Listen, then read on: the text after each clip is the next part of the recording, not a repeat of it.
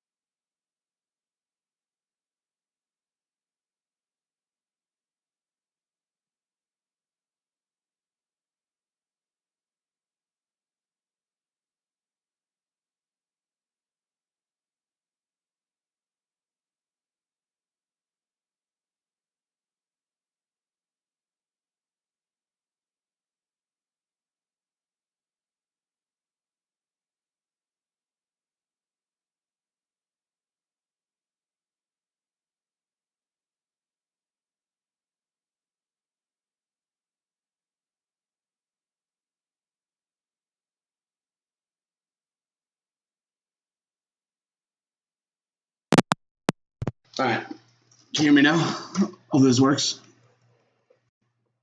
How we sounding? I'm about to work on this after the stream, obviously.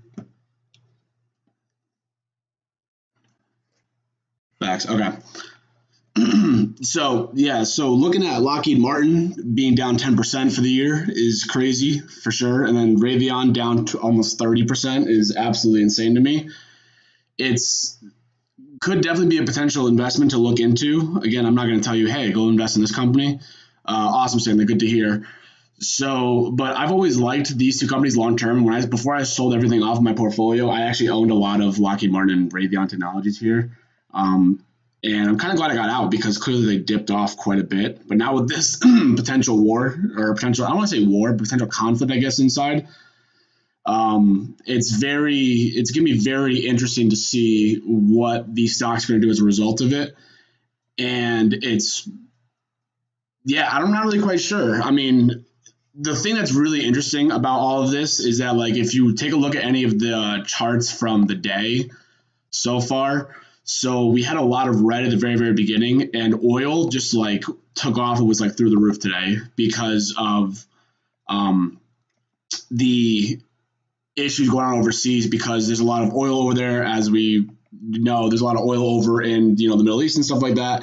And with there being a bunch of conflict and tension here, people are starting to kind of freak out and panic a little bit about the oil reserves and everything like that. And are there going to be restrictions on oil?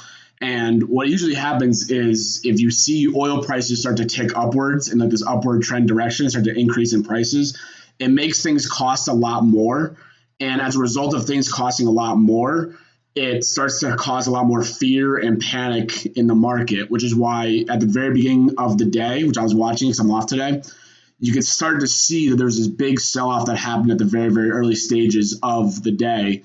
And it started to rally at the end, thankfully, but it was really, really low. And you have this, like, this is people digesting this news about, the entire war happening or possible conflict happening. So this is that little section right here. It died off right here. And then started to rally in the close, which is really interesting to me. I don't really quite sure as to why. I wonder if people are being like freaking out about it, maybe not being oversold and stuff like that. I'm not really quite sure for it. Anybody's in the chat, welcome, guys. It's good to see we got 5 viewers here. I love it. Again, my subscriber goal looking for 30. We're at 26 right now. And again, just bringing forth some economic news here in case you're wondering about some really cool things. We're going to learn a couple things tonight. I have some time, and I feel like, you know what, it's better to always talk to people live and try to teach people what I've learned over the years of economics and finance and things like that, instead of saying, here's a video of me just saying who the heck knows what, So if you have any questions, guys, about the current market, about economics in general, stocks, whatever it is you have, feel free to drop them in the chat. I'll be more than happy to answer any of the questions that you guys have for me. I'm here. I can do some research and everything else. We can talk things out and kind of go from there. So, but yeah, market had a really, really like low sell-off to start the day off here. This is actually the chart that I usually use here. So I know this looks like it's a lot for you guys probably because, charting is just absolutely insane. But so here's where the market opened. It like dipped very, very low here at the bottom. And there's a lot of I think digestion of the news, what's going on overseas with Israel and all that stuff like that. So a lot of people were trying to there was a little bit of panic happening, a little bit of freaking out happening. And I think people started to kind of be like, you know what, maybe it's not as bad as we think, and started to kind of rally up towards the close here. So the major indices all closed green on the day, which I think is just absolutely insane. I was watching, my Tesla stock option, of course. I was watching, SPY. I was watching all the major markets, see what's going on. And it was actually pretty eventful to watch this rally happen throughout the day here. What I was going to be talking about also is that in case you are, new to finance and new to the industry or new to, how the stock market works and everything else, what's very important to know about, which I've learned over the years, is to really read up on the economic calendars and look for major events that are happening that can impact the market in some way, shape, or form. So, for example, as we look down over here, we have the producer price index data coming out on Wednesday, which is a very interesting one that focuses on the producers, how prices change in the producer prices and everything else. And if those numbers come in higher than expected, you have that inflation value and everything else. So on Wednesday, we have the producer price index coming in. Huge W market Monday, baby. That's what I'm talking about, Ken. Good to see you, buddy. Welcome. So a lot of important events that are happening. One thing that you should really be careful with is the CPI data. If you've ever watched any of my CPI data videos, again, it measures inflation, and the higher this number comes in, the more inflation we have, which means that things are getting more expensive and everything else. So there's a lot of really important meetings happening between Wednesday, Thursday. Jobless claims also has a huge impact on the economy. Last week, it came in double as expected, which was absolutely insane. But so, yeah, for sure. I think definitely an interesting day in the market for sure for today.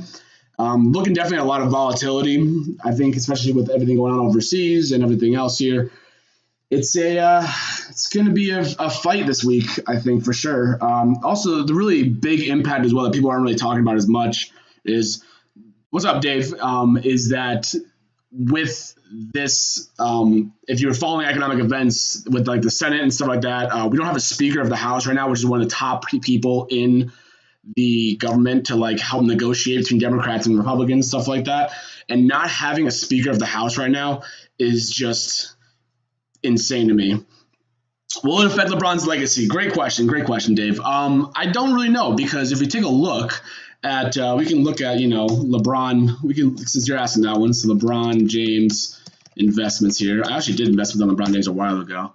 We can take a look at his investments here. He invests in the Red Sox. I don't think what's happening overseas is going to impact the Red Sox as much, for sure. He has a major investment there. He's got a major investment in Liverpool as well, which I already know about. So I don't think that this is going to affect LeBron's legacy that much in terms of, because he has a lot of investments in sports and everything like that.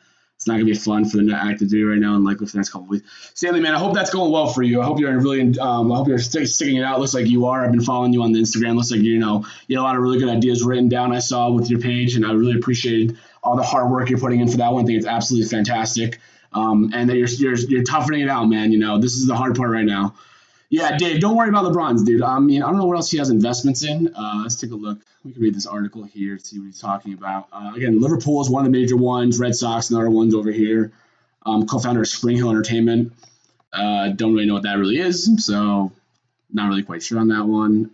Let's see what else we got here. He's invested in health and wellness. Probably not anything to have to do with what's going on overseas. As long as he's not investing in oil. But if he was, he'd be making a lot of money right now, because, again, oil is through the roof right now in prices because of, inflation and now the fear and everything else. So I really do not think that the LeBron James legacy is going to be impacted at all. He is a billionaire, which is, insane. Wish I could be a billionaire. Maybe one day we'll get to, $100,000 in my portfolio. That's my goal, is to shoot for $100,000 at least. The biggest milestone usually for investments is usually get to the $100,000 mark for net worth, and then kind of grow it from there up to $1 million. So there's a lot of data and calculations behind it, where it takes about I think it's like 10 years to gain $100,000, and then after that it like slowly starts to get smaller and smaller. So 200,000 is less, then 300,000 is even less time, then the million comes with like only like in a couple of years after that. It's a whole mathematical calculation they do here, which is really interesting. So I'm shooting for that 100,000 right now. I'm not even close to LeBron James billionaire status here, but yeah. So hopefully that answers your question, Dave, about it affecting LeBron James' legacy. I cannot connect the dots on that one. What does else see? But yeah. Oh, he's got deals with Nike and stuff. But yeah, he's fine. No, LeBron's not going to be impacted. One that's going to impact his legacy is going to be an injury. The road to being a millionaire, I say, is in about 5 years' time. I would love to hit $1 million in 5 years. I don't know how often. I don't know how frequently that's going to happen. I'm not going to be too. I mean, that's going to put me at like 33. So I don't know how likely that's going to be for this case. I would love that, obviously, but right now I'm at like 60,000, 61,000. So the goal is to push for that 100K mark first. The first 100,000 is the hardest, and from there jumping. Yeah, I think we can actually look up the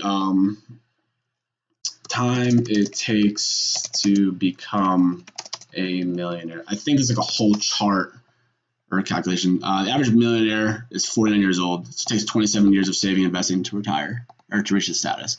So 49. So it takes 27 years. So if you start at 22 for that one. I wish there was a chart though. There wasn't. I saw a chart that actually like broke it down like 100,000, 200,000. I don't know if this breaks it down or not. No, this is just some stupid stuff. $1 million is the easy way, says no one ever. It's never easy. Are you kidding me? If it was, everyone would be a millionaire these days. I don't even know where I can find it. How long to become or path to becoming a millionaire? I don't even know I don't even know how to even find it. I read this whole thing about it, and it was just like, oh, that's just stupid ways. 6 ways to become a millionaire. Yeah, whatever. Anyways, yeah. So, potential chance of a government shutdown in November. Should I contribute less to my retirement account, or is it not? Is that a time I should do more? Potential chance of a government shutdown in November. Yeah, that government shutdown. I think people already forgot about the government shutdown only because of the potential, the short-term like emergency contract they came out with, the emergency like deal they came out with, which was very interesting because everyone's like, oh, it's over. It's only over for 45 days. And then we have to come back into it again. And now we don't have a Speaker of the House to help negotiate that because we got rid of him. Well, not we, but Congress got rid of him on that one. So now it's kind of like up in the air right now for it. I did see that, Justin. That's very interesting that the stocks tend to do well even in a government shutdown, which I had no idea that was a thing about. So that was really interesting for me. So should I contribute less to my retirement account, or is that time to? I mean, personally, from what I've learned over the years, I mean, if you look at all the charts behind, you can look up stock returns during government shutdown. Average has been about 0.04% up. Let's see what CNN got to say about this. And there's extreme fear right now. So when everybody always says buy when everybody else is fearful, this is a lot of fear right now. It might be a good time to buy just in general because everyone's freaking out. Yeah, McCarthy's been pushed out. Love that. So here's your returns over the government shutdowns here. So as you can see, that zoom in didn't really help at all. So down, down, up, down, down, down, down. But I mean, it says an average is about 0.4% up. So shutdown doesn't really do much, especially like as of recently. Look at that. Like this is in the 70s when we had the shutdowns happening, down 4%, down 2%. But then like you look at like the 90s plus, up 1%, up 3%, which is crazy, and then up 10%, which was 3 years ago or 4 years ago, which is insane. So I would definitely say, yeah, I can't lie, the whole shutdown. We kind of slipped under the rug with everything going on inside. Yeah, I know, right? I actually almost kind of like forgot about it for a little bit too, and that's why I was talking about Speaker of the House happening, being kicked out and stuff like that. But what do I throw $5 in right now for stocks? A no-brainer stock option. $5 in stocks. I mean, Ken, I know you ran Dogecoin like years and years ago. I wouldn't do that one though. I would say $5.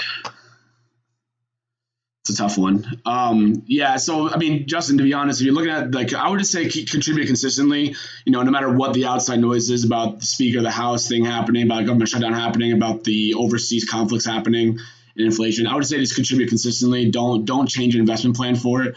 I would say just keep doing what you're doing because that's going to give you the best return. That way you can account for every single possible outcome. because we never know what's going to happen. We can't predict. And the thing I've learned over the years, and what people say is a really good quote, is that the market is all about reacting. You can't predict the market, you react to the market, because nobody can predict the stock market. Nobody could have predicted over the weekend that Israel was going to have this conflict happening and the market's going to sell off and then rally at the end of the close. We don't really know that.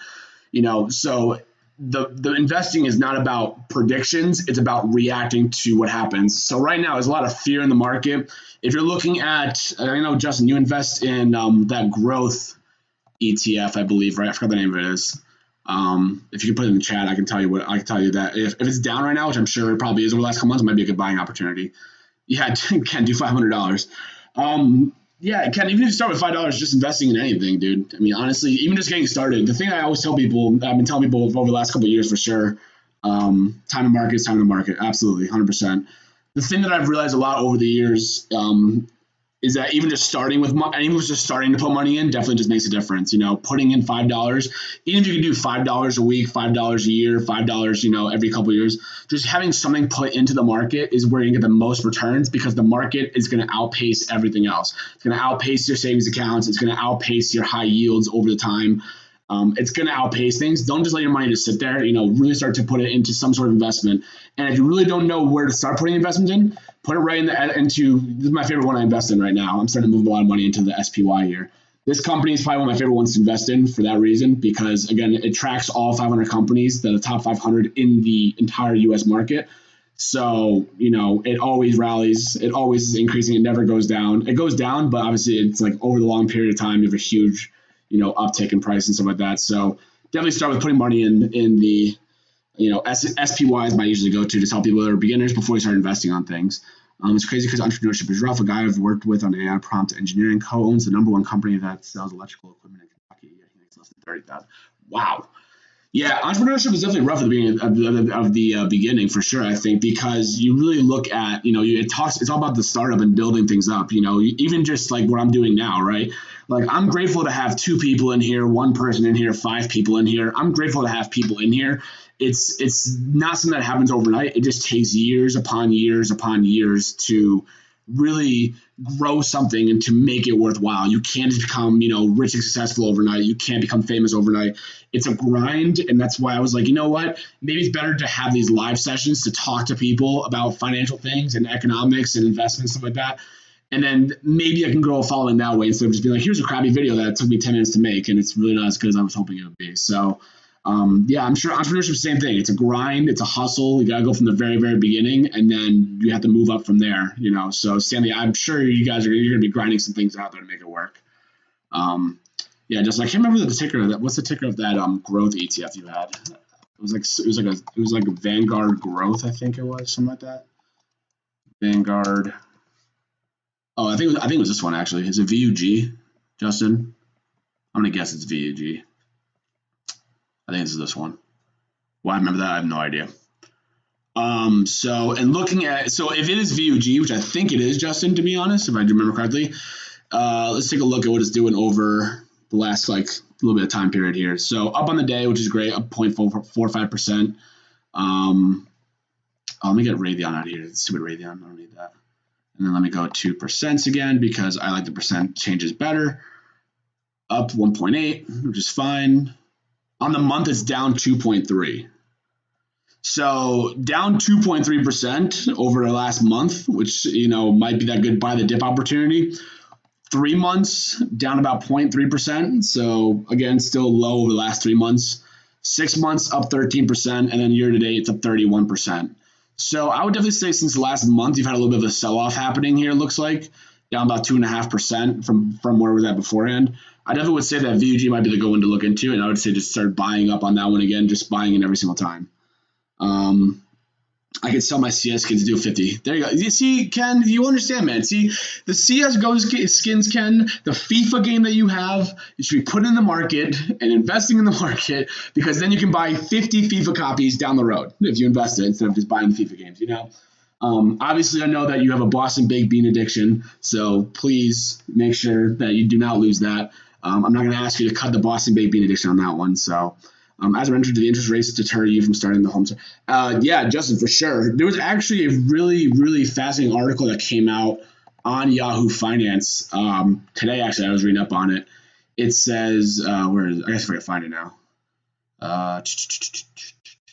The thing is that there's so much news that happens like every single day. I don't know if it'll be here or not. Let me see. So oil prices, see, there's oil prices happening, everything else. Oh, here we go. This one is really interesting. So almost everyone thinks it's a bad idea to buy a house now. What they say is 84% of people said it's a bad time to buy a house right now, which is a survey high apparently. So a lot of fear happening in that market for real estate for sure. Oh, sorry. EAFC, my bad.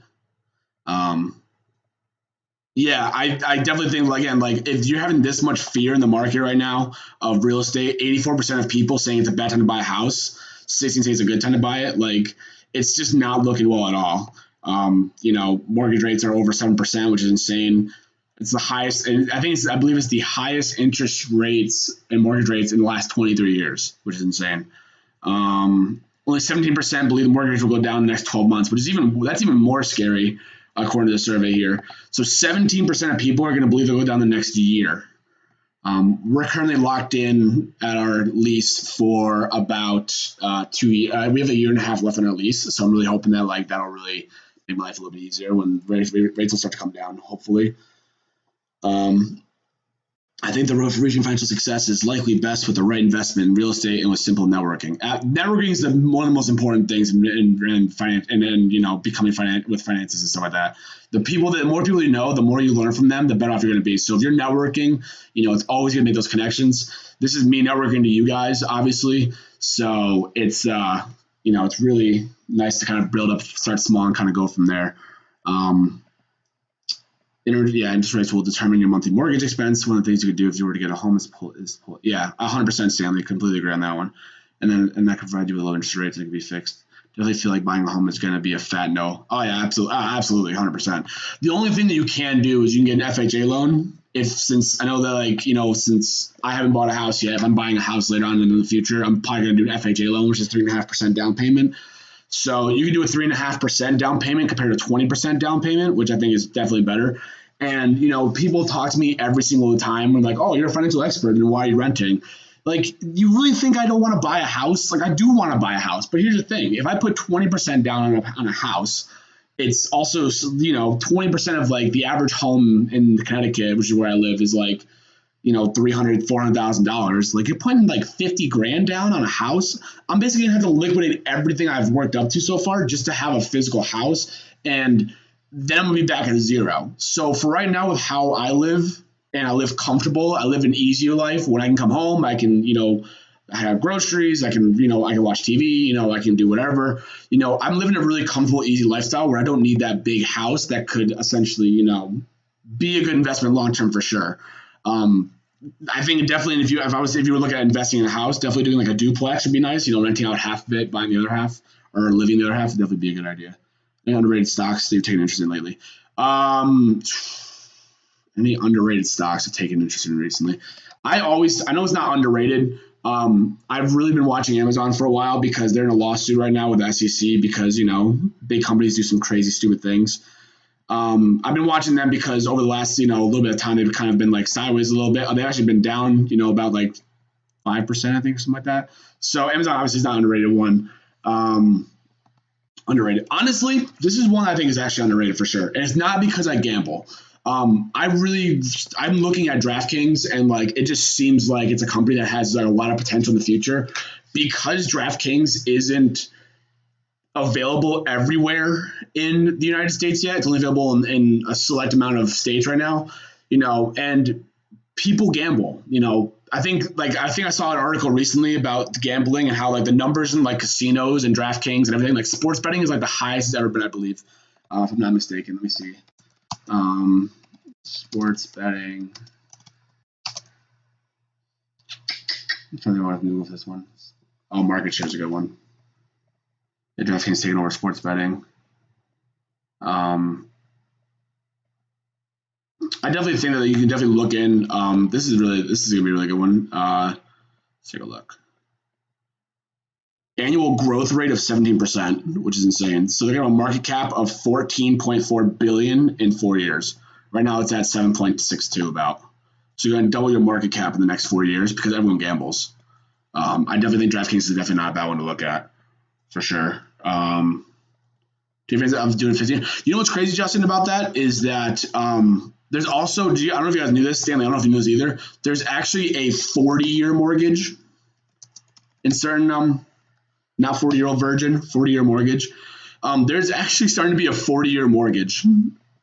That's how crazy real estate is right now, is that like, I never would have guessed we'd have a 40-year mortgage, but I think it's limited to like Arizona right now, I believe, if I'm not mistaken. There's a lot more like fine print to it, but like we're getting to a point now where we have a 40-year mortgage. Like that, to me, that's just insane. Like how you have a 40-year mortgage at this point. It's just, I mean, it's unbelievable. And then I definitely think, Justin, for sure, I mean, the 15-year mortgage is definitely better, obviously, because you pay less interest over the years, because you're paying half, you're only paying in half the time, so maybe better for sure. Homeowning is always better than renting since you have the option of building equity and there's tax benefits. However, you know your financial position, right? Yeah, Stanley is what I was just talking about. You know, it's all about what your financial situation is and what you're living with. I mean, sometimes renting is the way to go sometimes for people. Like I said, I've been renting for the last 5 years of my life, and obviously looking back, I've put all that rent into buying a house 100%. But I mean, I don't have children. I don't even have a pet. So like, do I really need like this big house or something like that? Not really. But yeah, it's all about what your financial situation is. I hate when people say that renting is a sin, because it's really not. I mean, is it better to own? 100%. I'm not going to argue the numbers on that one, but renting for me right now is like, I have a peace of mind, which is just like I'm stress free. We had a leak the other day or the other week, and they came and fixed it, no problem. They went through the whole thing, took care of it for us. It was kind of insane. So, there are pros to renting instead of owning a house, but definitely long term, owning a house is better, 100%. I can't argue that one. Definitely not. 15-year mortgages are a joke. The housing market is more secure for homeowners when it comes to homelessness due to the fact that we have 30-year fixed. Yeah, unlike the UK where it's 15, a housing crisis can easily create a mass number of homelessness. Oh yeah, for sure. Because again, if you had a 15-year one, it obviously the 15-year mortgage ups your monthly payment on your mortgage, obviously, because it's you pay less in interest. You have to be I feel you have to be in a really, really good situation to have a 15-year mortgage compared to a 30-year mortgage. Find more flexibility, monthly payments. Yep, 100%. Stanley, agree with that one. There's what I see people, what you can do, and this is just from what I've seen and like I've heard from people talking about it in like videos and articles and stuff. You can if your mortgage, say your mortgage is like $2,000, if you put an extra like $150 a month or whatever, you can dramatically decrease how many years it takes to pay off your loan on your house. Just like an extra like $100 a month, maybe $150. I mean, there's a lot of research behind it for sure. Spin financial facts. I'm Matt. Always spin financial facts, dude. That's what I'm here for. Fridge Financials is here again. If you guys are watching the stream, thank you so much. If you haven't subbed to the channel, make sure to consider subbing. We're looking for 30. We're at 26. And honestly, having 7 of you in here is just insane to me. I feel like I'm just teaching you guys what I've learned over the years, and it really helps me out and helps me learn, and look up things and help bring forth what I've learned over the years. Because what's the point in having a lot of knowledge if you can't share with people that and helping them in the future, Like, why not? That's what I do. My goal is to help educate people to make their lives better. It starts with one person, then goes to 2 people. Not a financial advisor, 100%, definitely not a financial advisor. Fridge, the FHA is a great option. I forgot the difference between that and the FHA 200 2011, but I could provide you with a link to a website that offers Fridge. Yeah, 100%. I know the FHA is definitely there. I got a fat sub. It should be 27. Let's go, Matt. Love that, man. Thank you for the support, buddy. Appreciate you, as always. Not a financial advisor. Guys, 100%. I do not have a finance degree. I have a mathematics bachelor's and a master's in ed tech. I'm a teacher. But definitely ever since the pandemic, I've been reading up on articles left, right, and center, watching videos, Googling, researching, you name it. I've been looking it up. It's just something that I've just grown a passion to, for sure. So, like I said, I think bringing forth the knowledge to you guys, really makes a difference. So I'll give you an example. My mom, I was talking to my mom about this like a little while ago, and now she's texting me questions like, "What should I do with my retirement account?" And I'm like 57 or something like that. And I'm like, "Oh, okay." Now my mom's an unofficial financial advisor, so trying to give her my information on things. But we talked about. I showed her what her retirement could look like, and it really has helped out. So, I don't want anybody coming after me with a lawsuit, but definitely for sure, bring forth, any knowledge I can bring to you guys will definitely help me out, for sure. Ken, make sure you join Discord, by the way. Dave is telling you to join Discord. So, you can definitely do that. So you guys have any questions, of course, drop any questions down below. Stocks, real estate, crypto, economic news, anything you want to know about, just drop the question. If I can't give you an answer, I'll find it for you real quick. Whatever it should be, guys. Like I said, I appreciate all the support you guys have done for me for sure. It really does make me love doing this because I don't have to do it. I just love to teach people. I don't know why. It's my job, obviously. So it definitely is a lot more fun. DraftKings, see, trending bet. See, Dave, this is what I was telling you. Like, I just got an email about DraftKings, about there being a trending bet on DraftKings today. So I really think that, like, long term, I'm seeing DraftKings be, like, back up here, and if not higher up, because sports betting, like, everybody gambles. You can't get rid of the gambling market. It's impossible. Why would, I don't know how you would get rid of the gambling market. You really can't. They have restrictions, but you can't do anything else besides that. So definitely think that gambling long term is going to keep going up and up. You can do that one. What is it? Caesar's Palace, I think, is another one you can invest in. Can't spell Caesar's Palace. Caesar's Entertainment, I should say. Caesar's Entertainment at one point, believe it or not, was up at $100. I sold it, like I had a share of it. I sold it at like 50 something, and then it went up to like 112, and now it's back down to 40. But again, like I think just this is your pandemic that shut the whole thing down. I bought down here and it went up, and I sold it off. I definitely think Gambling is a good thing. I still think Nokia is a good investment for long term. I originally had shares in them because they partnered with NASA for some. Let's take a look. What's going on with Nokia stock? I don't really know. Nokia is they're a penny stock. I'm pretty sure, if I'm not mistaken. This is the one you're talking about, Dave. All right, Nokia, $3.56 a share. I was thinking about trading options on them for a while, to be honest. I don't know why. I just wanted to do option trading with them because they're such a cheap one to trade options with. They have pretty good payouts on it. Let's take a look and see what's going on with Nokia. This is good. Whenever you see, and this is just what I've learned over the years, whenever you see, oh, it happened twice. Look at that. Whenever you see a company start to buy back their own shares, that usually means it's a very, very bullish perspective. It means they're looking at, they think, they are now thinking Nokia is at a discount now. When you start to see people start to buy back their own shares here. Yeah, look at all the shares they got bought up. 418,000 shares at an average price of $336. And the board of directors, Dave, is buying back their shares. I think they're that when the people who know the company better than anybody else, the board members, the people that are working for them, whatever. Another 400,000 were bought today or yesterday.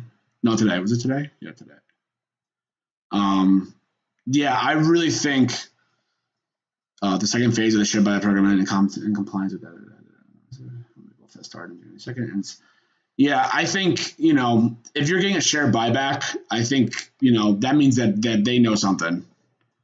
When you see those buybacks happening, when you see it goes the same thing for when you see companies sell off. If you see a company like Tesla, Google, whatever, if you see people start to unload their shares, if you see people that are on the board who literally work for the company are like, I'm getting out of this crap, it can go two ways. Either they're selling off and taking their profits to buy back in later on, or they're saying there's something's going on with the stock and they're going to get rid of it. But when you see a buyback means they're feeling pretty optimistic about their company in the long term. That's what I've learned over the years. So when you see that happening, definitely is a good thing to look at. Will it ever hit these prices again? Probably not. But the fact that it's down, it's up at $5. It's down like 30%, I think, 40%. Let's take a look.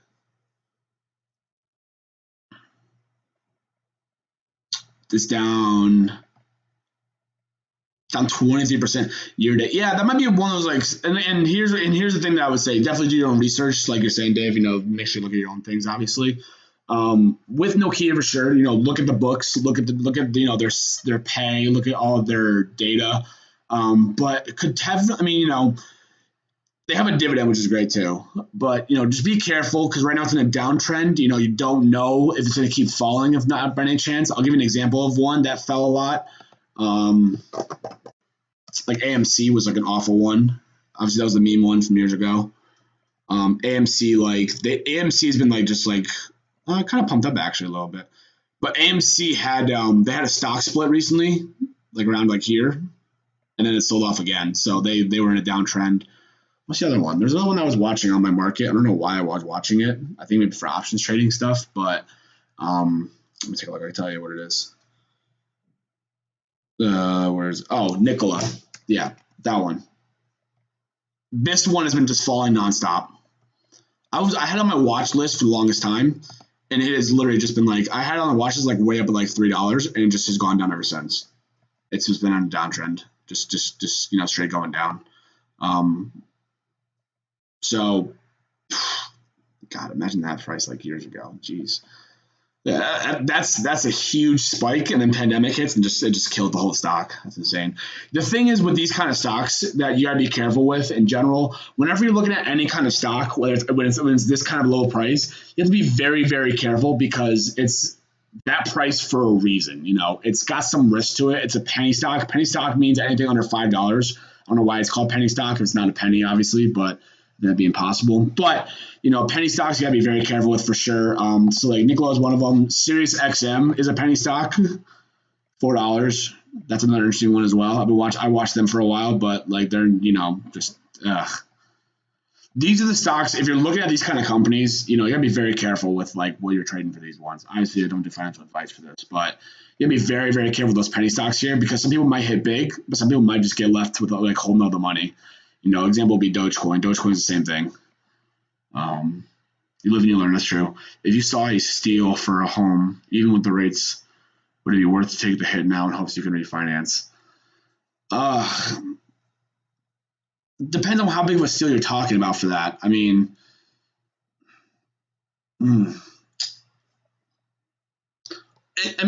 looking at? Justin, that's a question to be focusing on. What are you going to be doing with the house? Are you going to be renting it out, or are you going to be living in it full time? Is it going to be a house you're looking after having for a while, looking to flip? What are you trying to do with it? That's the question I want to ask. If it's a steal, yeah, refinance definitely is a thing, but you never know how refinance is going to go. Like I said, that article I pulled up, the average, people are saying that there's not going to be interest rates for coming down for next year. Interest. There's a really interesting website. I don't know where it is. I don't think it was this one though. They predict where things are going to be at. They're predicting next year 6.3, 5 points. So you're looking at a whole year of again, these are projections, these are predictions, right? So it's not everything can change, obviously, you never know. Predicting at 6% mortgage rate next year. I don't know. Justin, I would say that you should stay away from it unless you knew that the pros were really bad. I would also keep in mind with the BRR. Nothing dying off. Yeah, Stanley, remind me what the BRR method is again. I've heard of it. I forgot what it actually means though. The BRR. I think it's something refinance, something. I forgot what it was. It's been a while since I've seen that acronym there. Yeah, so there's a mortgage rate. Where is it? There's one. I don't think NerdWallet does it, but there's one specific site that predicts rate hikes. Oh, maybe it's rate hikes. Maybe. Rate hike prediction maybe. Or probability. Maybe that's the one. I think it's this one.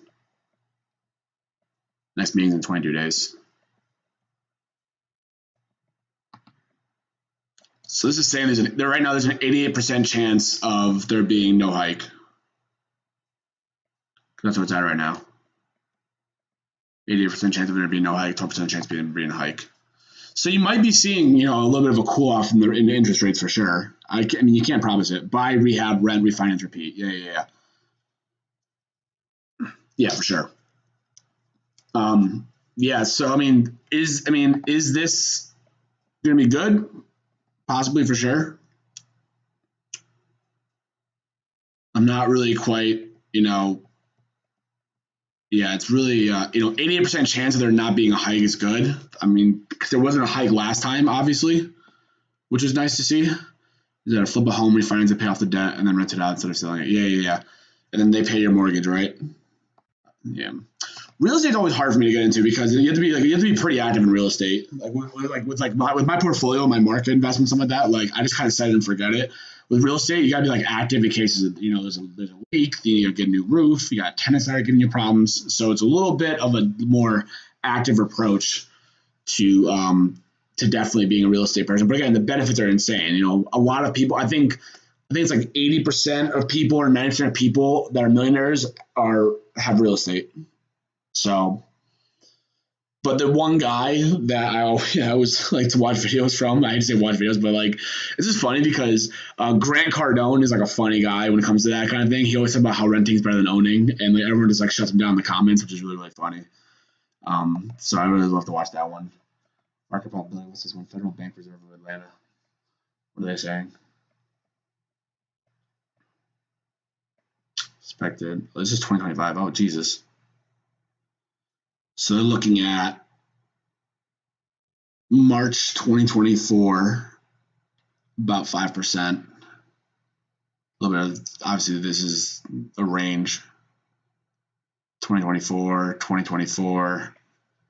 So end of next year, they're predicting about a 4.5% mortgage rate. Interesting. The rates are always, because all it takes is one thing. Like I said, all it takes is, for example, these numbers here come in hot, CPI, PPI, these important numbers come in hot, and it's over. Not over, but like it just delays it even more. So many millionaires are made from 9%. Yeah, that's what I think it was. I thought it was 90. I was like changed to 80 or 90, and even more maintain their wealth from it. Yeah, 100%. Yeah, I think all it takes is whatever happens here. That's why I always tell people when I make those videos, I'm not just making the videos just to make it. Like the videos are like you should be watching core PPI data. You should be watching the producer price index and the consumer price index. Those are huge factors that a lot of people don't know what they even are. I didn't know what they even were for the last couple of years, and then I read up on it, and those numbers make a huge difference because you have high inflation. If this number, if your consumer price index comes in higher, like a lot higher, it's going to be insane. And it's going to just make it very tough for, to bring down the rates because it means that inflation is not cooling yet still. So the biggest risk the biggest risks do have the biggest rewards in real estate, but you can deal with them taking the loss. Yeah. 100% Stanley for sure. Like I said, real estate is one of those things where it's like I know a decent amount, but I don't know like a lot.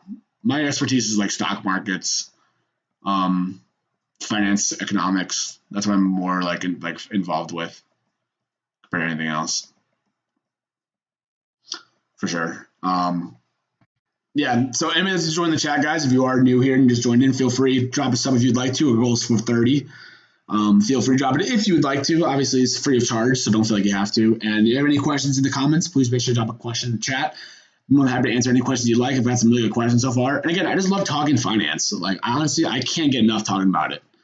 I get up in the morning, I'm reading the markets, I'm watching the markets, I'm watching for news, I'm watching this. Like I'm gonna get up in the morning on Wednesday, I'll be at work, but I'm gonna be watching to see what this number comes in at. That's what I'm gonna do. It comes in at 8:30. So I'm gonna be watching these numbers come in at 8:30 on Wednesday. I'm gonna be watching these numbers come in at 8:30 on Thursday, and the jobs report as well on Thursday. Crude oil as well is gonna be an important one to see. The reserves. Y'all better sub. Yeah, facts, Dave. Honestly, guys, if you have a bot and you just pay for subs, that'd be awesome. Just buy like 100 subs and just put them on this chat. That'd be awesome. Just kidding. I actually appreciate authentic sub growth instead of anything else. Like I said, if I can help 4 people that are here right now, if I'm helping bring forth any kind of economic news to these 4 people, It's better than zero. Like I said before, if you were in here earlier, it's all about distributing the knowledge. Don't just sit there and just like, if I have information that like a lot of people maybe don't know about, why not, share with everybody else?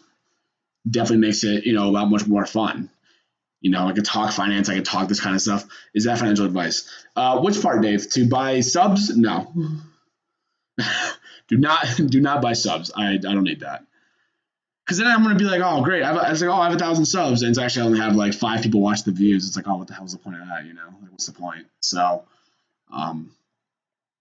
there's a general field that is worth looking into for more investing. I would assume electronics without knowledge, really. Yeah, for sure, Matt. I know one of the big ones that people invest in a lot, NVIDIA, makes a lot of graphics cards, is in the AI space, for sure. Has had an unbelievable run up this year. It's like at least, I think 100%. I have investments in NVIDIA, thanks to my girlfriend, of course, who told me to go into NVIDIA. I went into NVIDIA and I haven't lost it ever since. I think NVIDIA for sure is a good one. Again, they make PC parts. AMD, my computer I'm on right now, has an AMD cartridge on it for a graphics card and stuff like that. AMD is a good one to look at for tech long term. Apple, Google, Amazon, you name it. The most common names, Matt, in my experience, the most common names are the ones that like are the best ones that do well. Like everyone buys from Amazon no matter what. If you as I speak, there's an Amazon Prime advertisement on my screen. I saw NVIDIA's DLS technology is about to change the game. Yeah, Matt, 100%. And you know what, Matt? I know that, you're probably more advanced with computers than I am for sure, and tech and everything like that. If you do the research, you might be getting ahead of the game compared to everybody else. Definitely doing the research and don't feel like, since I can't even spell NVIDIA, I'm still fat fingered it. And even if you don't have $400 to invest in NVIDIA, the cool thing about the market these days and about brokerage accounts in general, you can honestly just you can buy fractions. You can put $10 in there, $100 in there. You can put whatever you want into it and then just grow it over time. Don't feel like you have to put $400 in right now.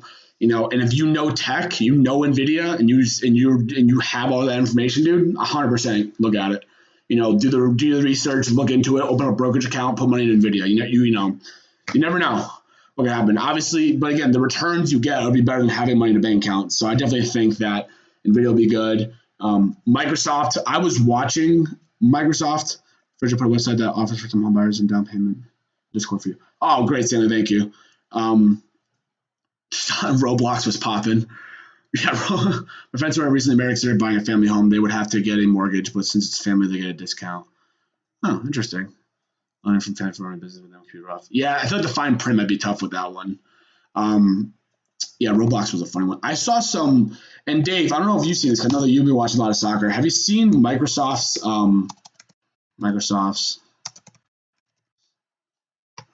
Have you seen like their technology in Microsoft, like their data analytics and stuff like that? Like it's insane. I don't know if they showed it on here. Have you seen like this kind of thing, Dave? Especially in like La Liga, it's like insane. I don't know if you've seen this. I saw this. I was watching one of the La Liga games this weekend. I was watching Real Madrid play this weekend, and Microsoft is like all over this with tech. Like it's absolutely insane. Like they give you all this information. This is La Liga beyond stats.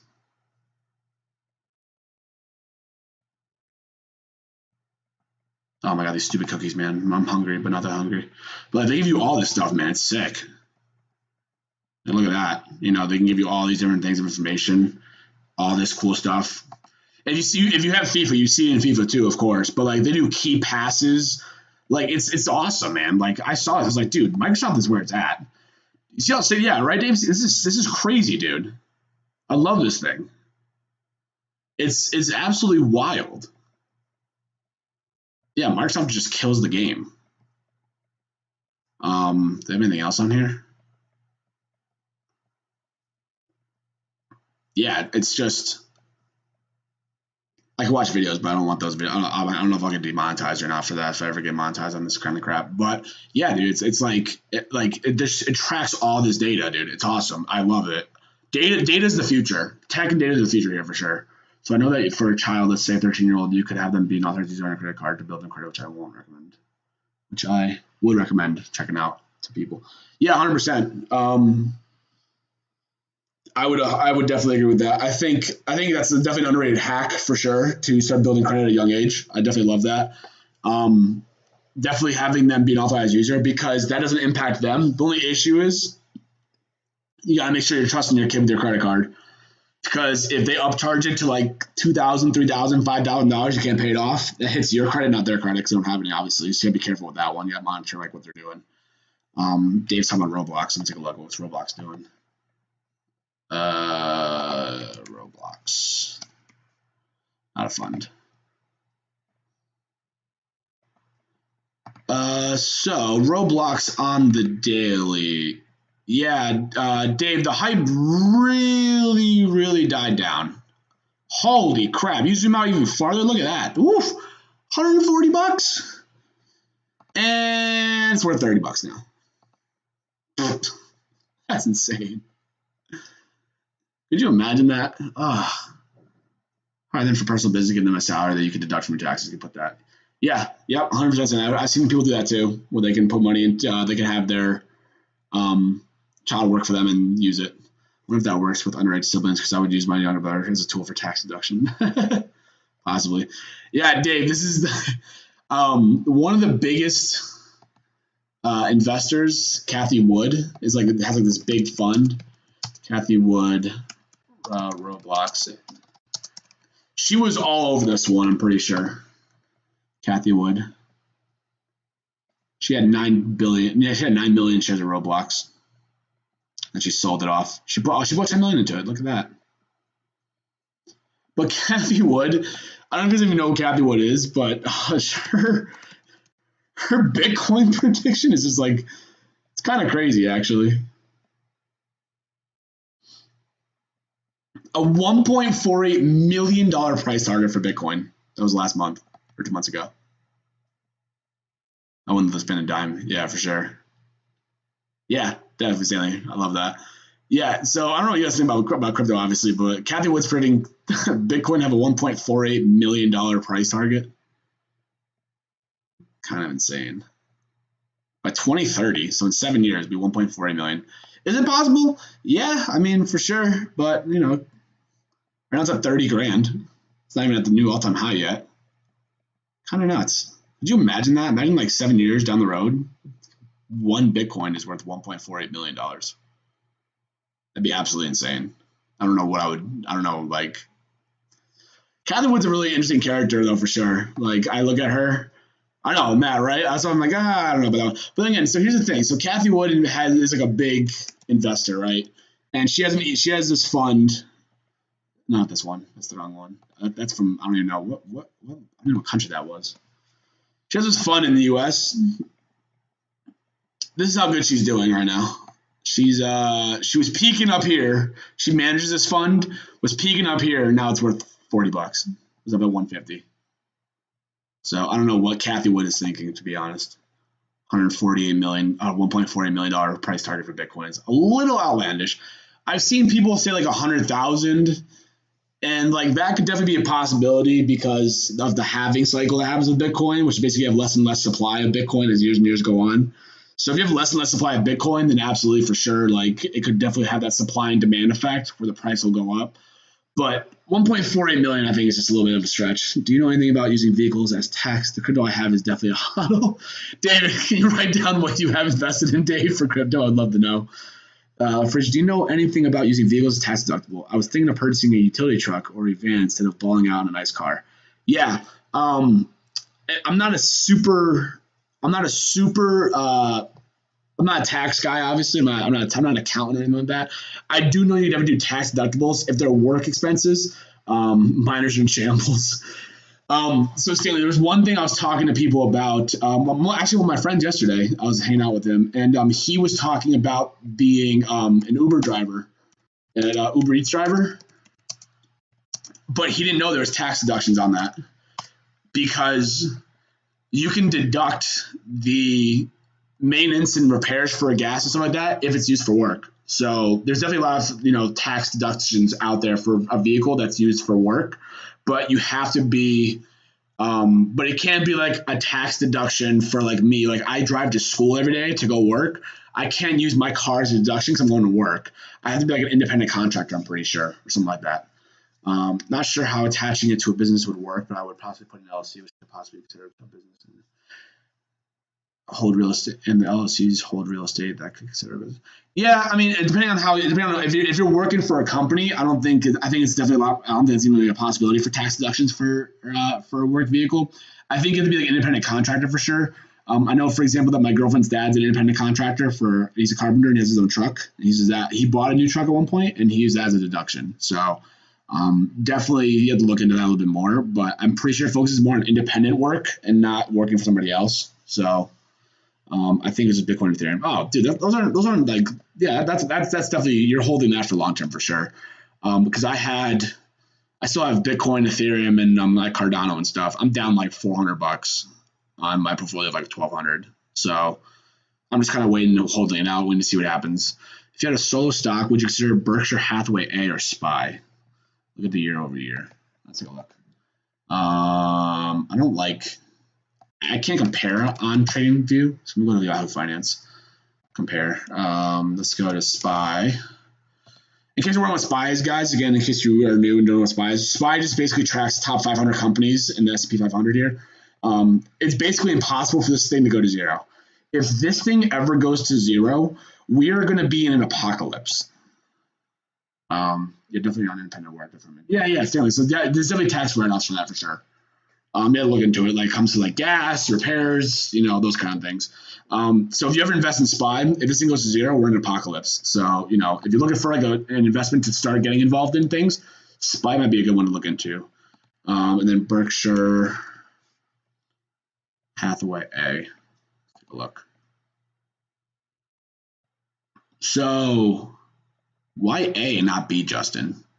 A is 460 grand. You might as well just do B. B is the same thing, just at a lower share price. I guess it doesn't really matter, to be honest, but apocalypse, yeah, right. Everything just crashes. You'd be fighting for your life. You don't have to worry about stocks if you're in an apocalypse. You could also use an office server in there. I have seen that too. So if for example, right? So I'm streaming right now out of my office right now in my apartment. If I ever get to a point, which again is like the long term, if I ever get to a point where I can use YouTube as a job and like make money on the side, I would use this office as a write-off. And then it's like per square footage. So if it's like a 150 square foot room, you can write off 100 square feet of your living expenses. This is like a conversion or something like that, I'm pretty sure. But yeah, you can definitely do it. But you have to have proof that you're an independent worker. Like I can't do it now because I'm doing YouTube because it's like, oh yeah, I make $0. It doesn't really count. So let's take a look. Berkshire's up 11.8. SPY's up 13 year over year. On the 1 year, Berkshire's absolutely killing it.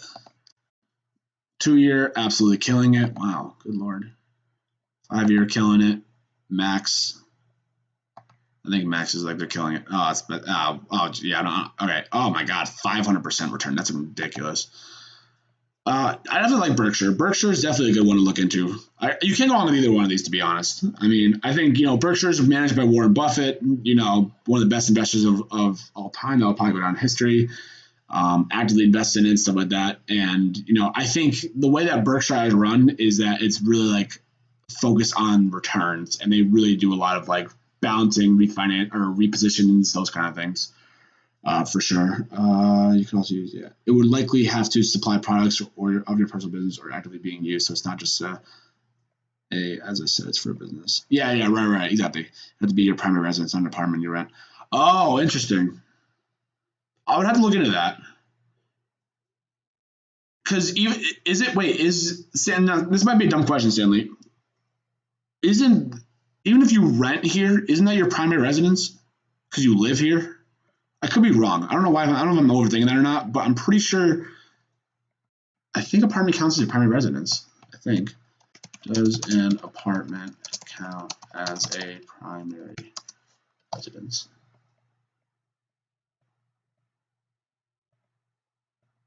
Yeah.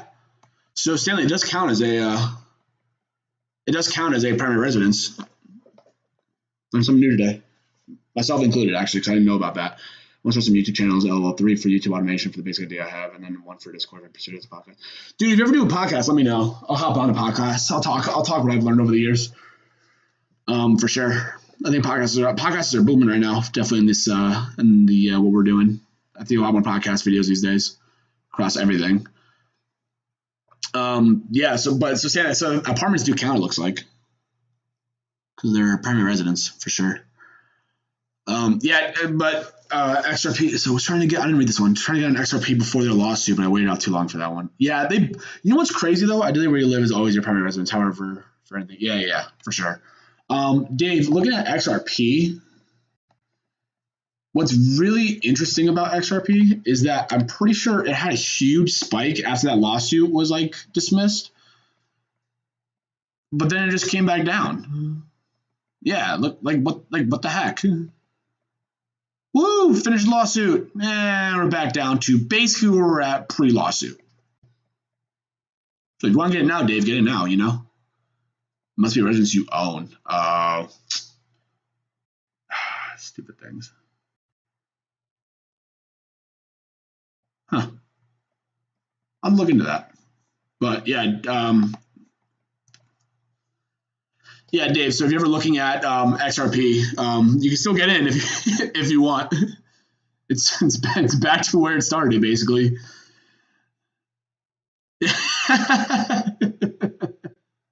You can still get into it. You know what it is? People saw that. They were waiting.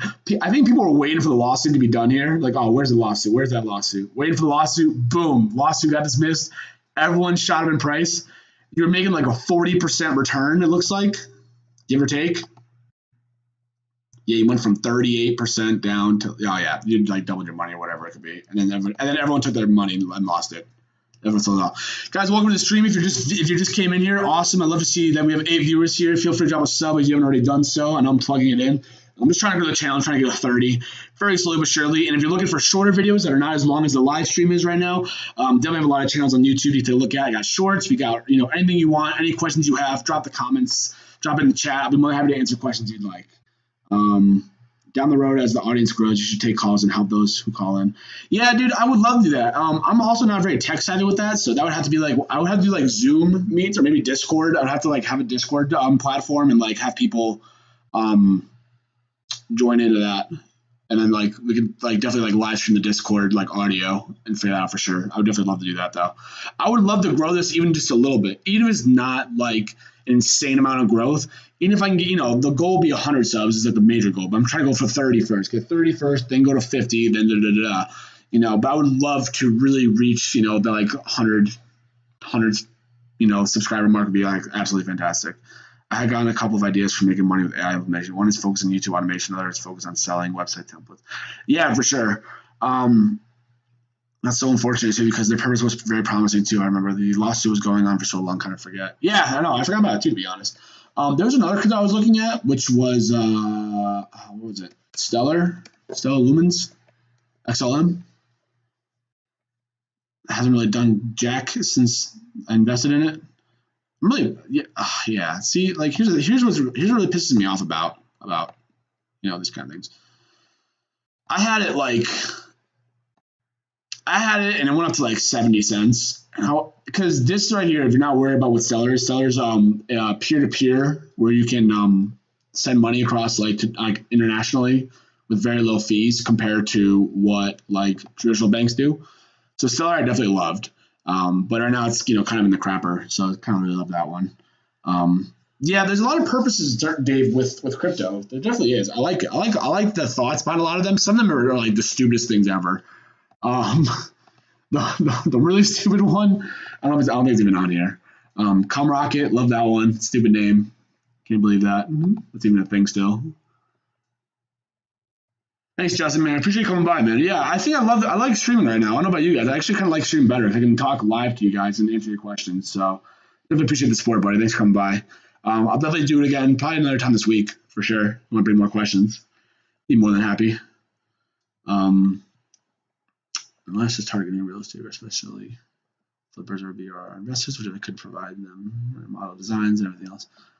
Since being out there right now, especially with my 6-year contract, seems like I just put a chain on my neck, shoot myself in percent. But I mean, here's the thing, Stanley, is that over the year you can definitely build up those ideas, and and the more knowledge you can gain now, the better off you're going to be after you're done with your 6-year contract.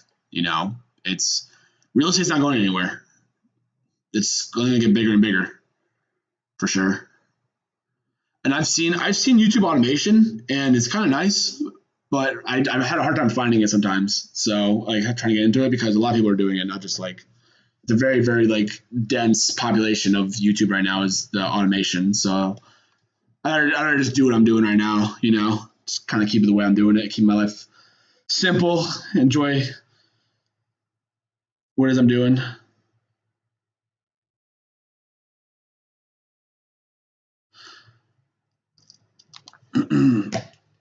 Yeah, so if you guys have any other questions, feel free to drop them in the chat. I'd be more than happy to answer the questions I'm doing. So far, I got a lot of, it's been really awesome talking to you guys, not just sitting here, just being like talking to myself because it's really boring to me.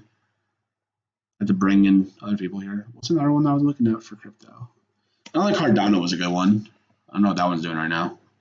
I kind of don't want to look at my crypto portfolio just because it's just been taking a beating for like the longest time. Yeah, Cardano. This was when this is the Elon Doge era where I forgot what it was. They were looking at like another payment instead of Doge, I think, for a Tesla, and people thought it was gonna be Cardano. So it spiked up because of this in Dogecoin. Let's see if I can put Doge on here. Put Doge on the map. Yeah, Doge had a huge spike though after. That's wild. Wait, what is this? Wait, what is this Doge? What? Why is it telling me? Oh, it's percent. I was wondering. I was like, what? Yeah, Doge. All right, there's a Doge one. But again, spiked up. It spiked up here when Doge, after Doge fell off from the Elon SNL skit.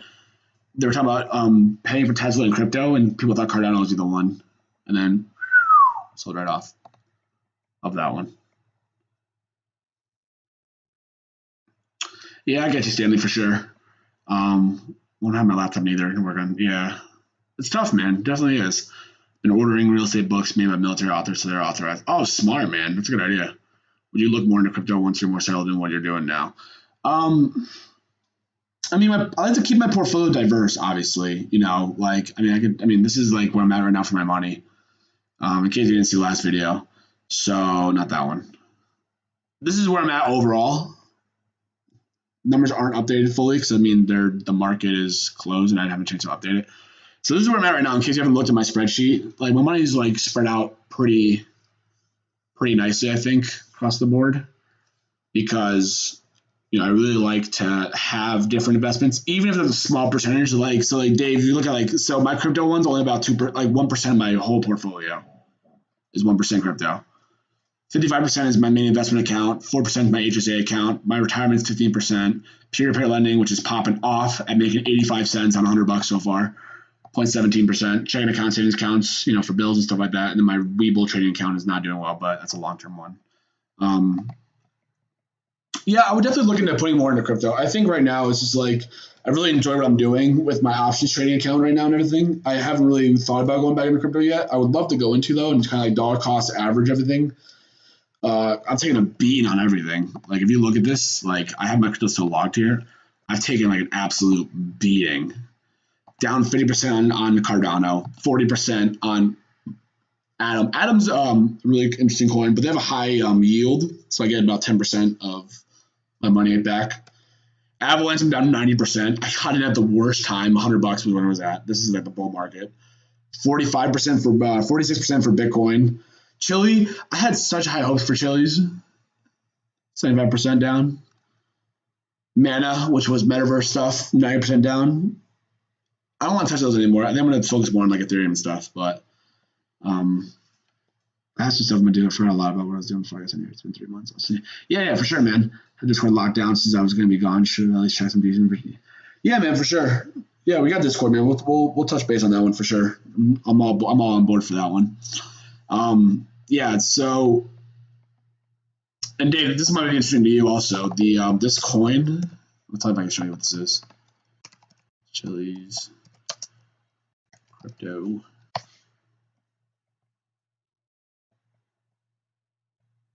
Needs to review security. Yeah. Okay, great. Understood. All right, shut up.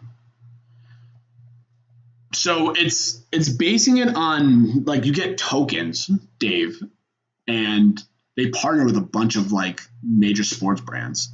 It's insane. And what you do is they give you these coins for engagement and stuff like that, and you can redeem them to get like certain privileges at certain games.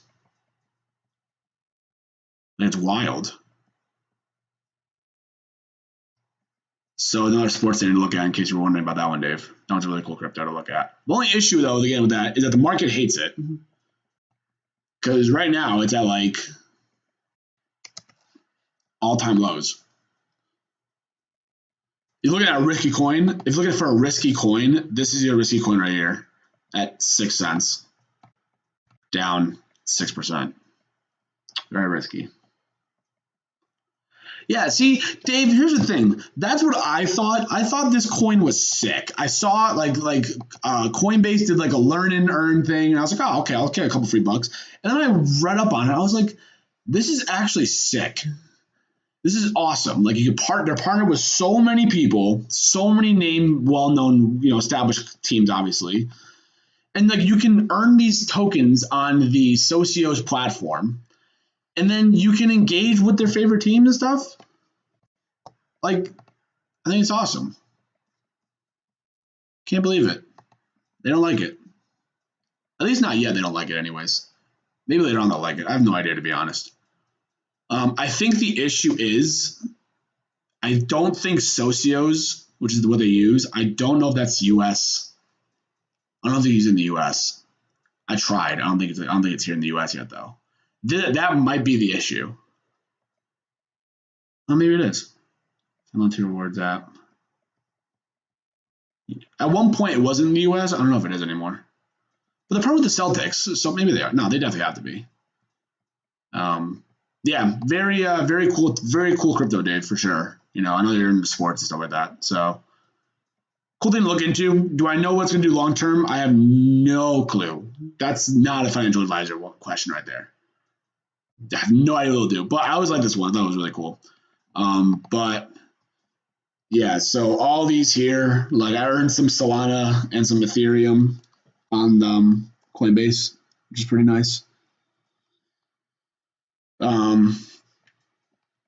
Yeah, it's just crypto's just down bad, like really, really bad. I know some people are kind of sketched out by Socios. At least that's what I saw when Spurs just part. Oh, really? Interesting. I mean, I get it. The new thing comes out, and you're like, oh, I don't believe that. I get it. I mean, everybody's skeptical at first. Everybody hated Amazon, or everyone was skeptical about Amazon years and years ago, and now it's like obviously like the most successful company out there. So definitely, for sure. Yeah, crypto has just been down a lot bad. Just been down bad. I don't know. I don't know when I want to go back into it, Dave. To be honest, I'm not really quite sure. I have 163 tokens. Average price is 23 cents. Now worth 6 cents. So thankfully this automatically updates for me, so I can see all my losses in real time. I can see how awful this crypto is doing in real time. So Google Sheets is where it's at for updating stuff. But yeah, so I got my money across the board from my brokerage to my health account, the health and savings account, my crypto, my retirement account, my lending, and then everything else. So HSA was up today, which was good. It was up like $14, I think, on the day, which was great. Pays my bills and stuff. This spreadsheet has been such a work in progress over the years, and I love it so much. Can't argue the spreadsheet. All right, yeah, guys. If you have any other questions, guys, feel free to drop them in the chat. I'm always, I'm answering all the questions. You guys, this is my portfolio lookout. In case you haven't seen it yet, this is what I'm looking at my net worth right now. About roughly net worth. Again, this is not like exact, but it gives me a really good ballpark figure for it. It's like 60 grand right now. I don't have any. I have a car loan, which is about $6 grand, which I know loans are taken out, but the car is worth more than that because it's a newer car. That's worth like 8 or 9, or maybe even 10. So I kind of just don't put that in there at all and just leave it like they offset each other for now. So I'm at like 6. So I don't have any other loans besides that. So, my goal for the end of the year is to get to 70. So I got to be another 10 grand in the next 3 months. How am I going to do that? I have no idea. But when your back's against the wall, you figure out what to do. Let's take a look and see. Yeah, the market, the futures are not open yet. What are they doing after hours though? Let me look at Tesla because Tesla's my big position. If you've already seen the video, what's Tesla doing? Down after hours. Nice. Love that. It's like hovering right around my strike price of 257. And they have earnings coming in next week. Tesla will be a fun one for sure. I'm going to do some work, some sort of spreadsheet. My only problem is working on a spreadsheet. Dude, honestly, if you want any help with a spreadsheet, let me know. I can have to show you how to do a spreadsheet. This one takes no time at all to set up. You can color coordinate things. So when it goes green, it goes green. When it goes red, it goes red. So like my return was like 25 grand. It goes red. So I know I'm down. The good thing is, and looking at my portfolio here, the ones that have the most allocation percentage-wise are green. The ones that are the riskier ones are red. But they're the smaller allocations I have. Just like what Stanley, like you were saying earlier, risk equals reward, right? So those are my riskier options is my crypto account and my Webull trading platform. Trading options that I went to. Those are my riskier investments. So, if everything hits the fan and it craps out, I'm not going to be like bothered by it too much. So yeah, Tesla's looking at 258. Let me take a look. This stock is just up and down all day. It was down like 4% or 3% today, and now it's back up to like break even. It's insane. Let me show you. Yeah, look at that. It was down to 252, and now it ran back up to 259. So definitely interesting to see what happens. But look, what's crazy is that you look at the last 3 days, or 3 days. Opens low, rallies, closes high. Opens low, rallies, closes high. Opens low, rallies again. Like, it's doing the same thing just over and over again. It's insane. The spreadsheets over Excel tracking, budgeting, expenses. No, what? It's another thing I had planned to find out. Yeah, Stanley. I mean, if you ever need any help with it, again, like I said, I can send it over. I can give you a blank one if you want. I was trying to sell it on like websites, my spreadsheet I made, but like no one really wanted it, so it's kind of like, oh, whatever. So I have a spreadsheet if you want to look at it, make it. It'll give you at least a starting point. I don't know how good AI will do at it, and a lot of it you got to pay for, and I don't like to pay for those kind of things. I better just make one and challenge myself to it. So that's what I did over the year. Yeah, so like this is like the one that I track. This one tracks manually. What the hell is share price is 432? How interesting is that? My SPY position is down overall, but my QQQ one for my HSA is up $86. I've had SPY for longer. Very interesting. Yeah, if you guys, so again, if anybody that's here, if you just joined in, welcome. If you have any questions about finance, please ask me anything. I'd be more than happy to help you out with things. We've been going for about over an hour now, which is great. Again, as long as I can talk finance, guys, I talk finance all day. And again, I'm looking for subs to have 30. So if you know anybody, if you want to share, the channel on your own social media, Instagram, Threads, Snapchat, Facebook, Instagram, whatever it is you want, feel free, share it out. Try to grow the channel up to 30. It'd be awesome. If you want to pay for subs, of course, I will not say no to that. And give them to me. That would be awesome, but please don't actually do it. And once I have the freedom to even spend and budget myself. Also, if LinkedIn are used. I don't use LinkedIn personally. I haven't really thought about it because as an educator, we don't use LinkedIn. We use there's like an education website that you go to find out job openings and stuff and making connections. So I know people use it a lot though, and they have really good success with it. So definitely would use LinkedIn. Possibly is a good idea for sure. Let's see what it's doing after hours. Yeah, see, it's just tiptoes this line just every day. The last week, that tiptoe the line, bounce back up, open lower, ran back up, was like, nope. But again, I'm not gonna complain. If I gotta sell my shares off, I gotta sell my shares off. It's no big deal, obviously. I can sell my shares off, no problem. I'll be good to go. You know, if I gotta sell off my Tesla shares and make, you know, $800, almost $900 over a couple of weeks, I'm fine with it.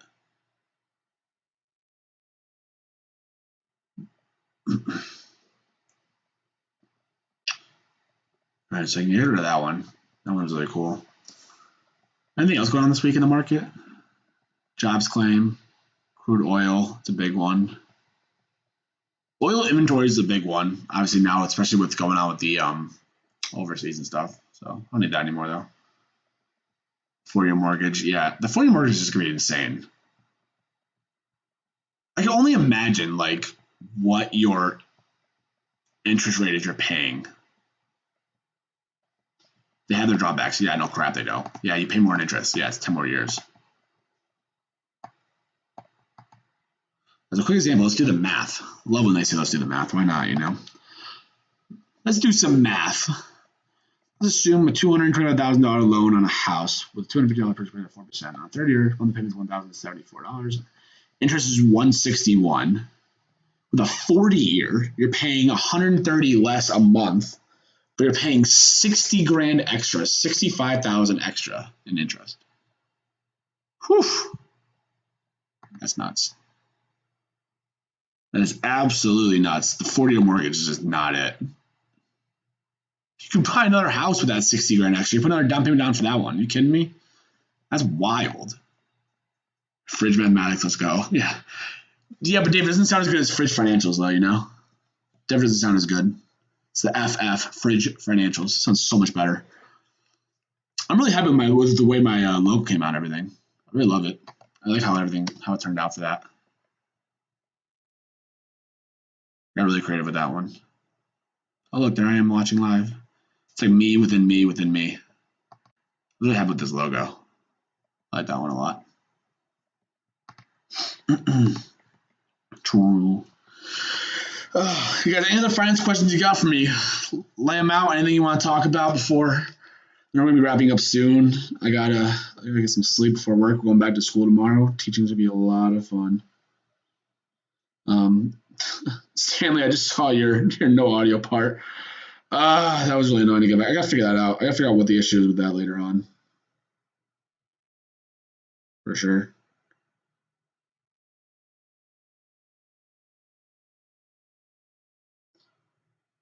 Oh, boy. I can't believe it's been an hour and a half. Time flies when you're doing these fun things, you know? I might actually, this might be the go-to way for me to do this for the future. I don't know about you guys. I don't know if you guys like it or not, but this might be my go-to for the future. To do live streams and just talk, just straight up finance, and the video just goes right into the YouTube page, and then that's it. You know, and people can watch it back if you miss out the stream. I don't know. What do you guys think? You think it's better to do live stream, or think it's better to do 10-minute videos, or a mix of both? What would you prefer if like I had to pick one of them? I don't know why my Coinbase is a pain to get into. Dude, I hated that. I hated Coinbase has two-factor authentication and stuff like that, and which is good. You gotta have the security and stuff like that for sure. Cosmos was another one I had. Massive fail. Yeah. Is that the one I have? Yeah, let me look. That's the one I have. Is that Adam, Dave? It is, right? I think that's Cosmos. Maybe not. Let me look. Get that out. Finance. Let me take a look. Cosmos. Oh yeah, Dave. So we have the same one. That's why I want to do a podcast for my Discord feature. I like a mix of both. Maybe stream on Sunday. Yeah. Yeah. I mean, I think the only issue I have with like making the shorter videos is that not only finding the topics might be sometimes a struggle, because if there's nothing in the news, then like there's nothing really to talk about. When I get live questions at least to ask people. The meta is to think of segmented stream, record locally, and upload raw to YouTube. Yeah, for sure, Matt. I like that. I like that idea for sure. Mix of both. Shorts are huge. Dude, I try to make shorts, Matt, and like it's not, I don't know if I just have issues with it, but I've had such a hard time getting like traction on shorts. Like I made shorts on the page about like finance stuff, and like it's been all right. Like, some of them pop off, some of them don't though. It's really annoying.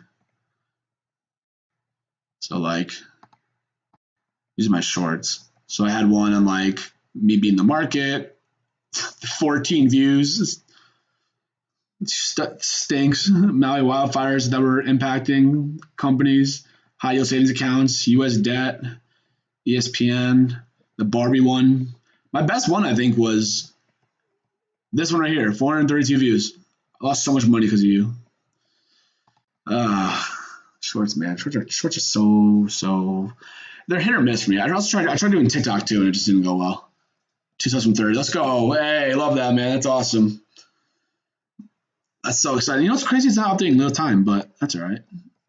I love that. At 28, that is awesome. You know what? I've gotten more subs in this one stream than I have probably the last like week and a half, which is crazy. Yeah, but I love this, man. That can be solved from having other people. Another problem that can be solved from having other people with different fields. If the podcast is live, you can have chat ask questions. If not, you can have different fields touch them, plus the current economic status of this. Yeah, for sure, Stanley. Absolutely. I would love to get to that at some point in my life. Definitely. The thing is that like I'm still struggling with a lot is like I work crazy hours, you know. I'm up at 5, I get to work at 6:30. I'm at school till like 4 o'clock. Some days, most days, actually, I'm at school till like 4. Then I get home, making dinner, taking a shower, and like I'm like, oh my god, the night's gone. I want to relax. So there's days I'm just like I just can't record a video and can't get it up live and stuff like that. So, you know, definitely is like the balance is tough for teaching. Let me tell you, the balance is definitely tough. Like you can see the like all these videos here, like 2 weeks, and then 10 days after. So it's like a little bit of a gap. This one was an 8-day gap. But when I was on summer break, man, I was pumping out videos left, right, and center. I was like, get up in the morning, make a video. Get up in the morning, make a video. You know, it's tough. It's a tough challenge for sure to definitely get into. Find that work balance. But I just love that, like, I'm able to get. I mean, I've gotten 28 subs. Like, that's just insane to me. You know, I love that. So definitely going to try to get more content out. I think Matt's idea of taking like this right here, clipping it, making sure it to be the next thing on the future. This is kind of like a test run about how it looks and like what people think and stuff like that. And I think so far this has been a really good test run. I think I really like it. I'm just gonna have me waking up like 4 a.m. It's definitely possible to hit 14 hours. The sad part is we don't get paid by the hour. Dude, Stanley, same as me, dude.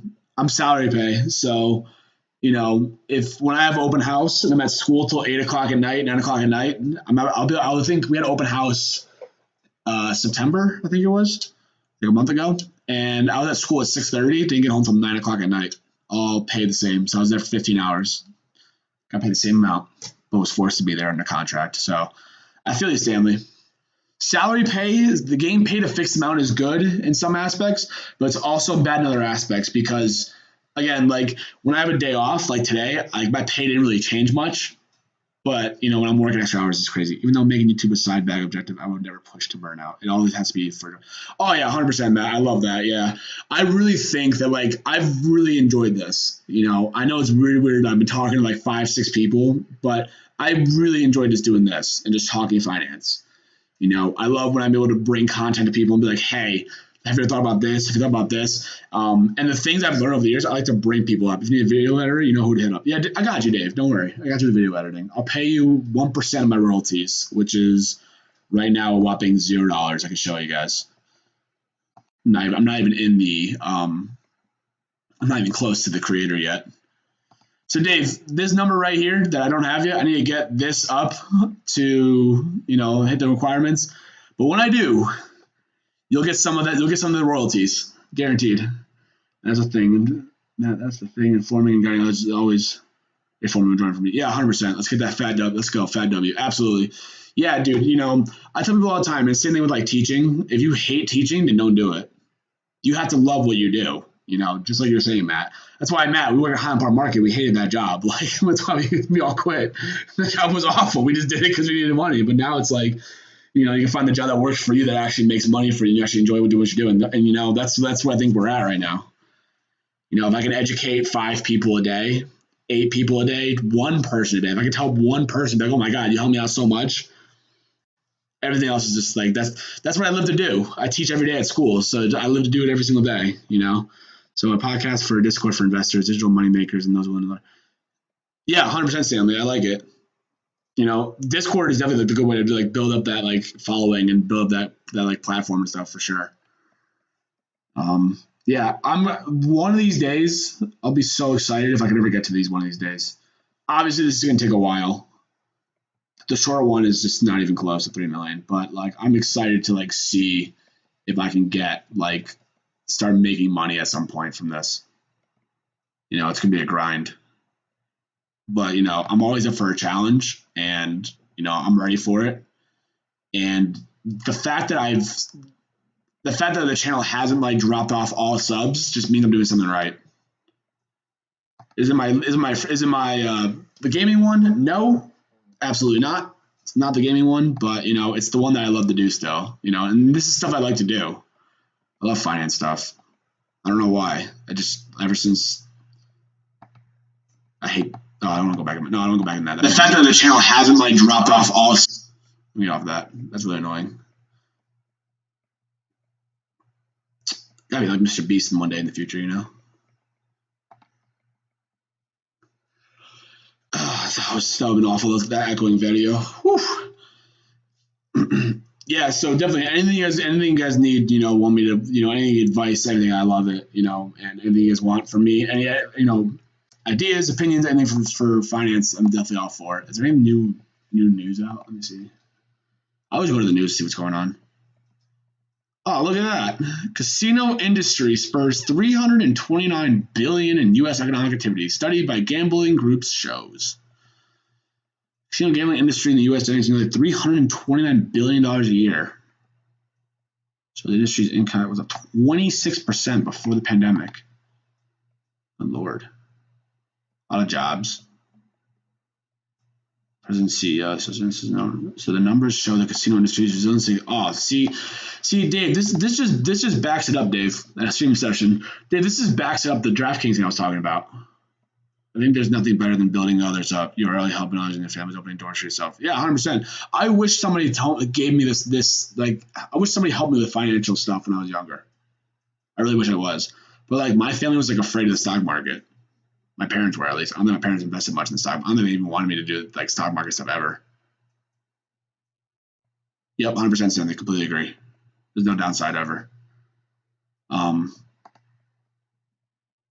Think back when we were a few years ago, nearly 1,000 casinos, almost all of them closed. So they were seeing record revenue. Woo! This is insane. Survey examined money won from gamblers or spent. It's insane how much money casinos make from people. 17% is from food, beverage, sales, and hotel rooms. That's insane. The amount of money casinos make is like astronomical. I want to make up a casino. I want to be able to like create my own casino and be like, it's gonna be Fridge Casino or something like that. I don't know. That's not even that possible, but that's insane, man. I think a bunch of jobs up too. Pit industry last year. Let's see if there's anything else here. I kind of skimmed through it, but the U.S. casino industry is having its best year ever this year in terms of amount of money won from gamblers. Is on pace to exceed the $60 billion it won from gamblers last year. Wow, that's insane. Yeah, gambling's where it's at, man. I'm not like where it's at, but like gambling is there. Yes, my guy. That's the exact reason I want to open a program for high school students and service members. Yeah, 100%. I wanted a quick opinion on something I thought of a couple minutes ago and wrote it down. Yeah, send it right in the chat. Let me know. I'll give you my advice. Learn for sure. Something that's really, really cool as well? I don't know if you guys knew this. Let me get off this. I don't want stream session anymore. What is it? Mega Millions odds update.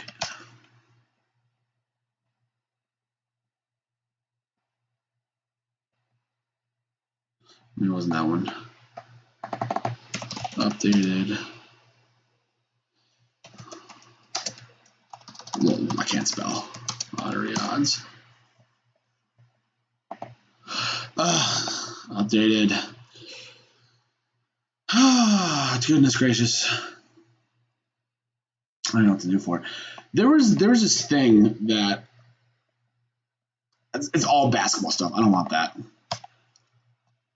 I want to say it was Mega Millions. Updated jackpot lottery odds.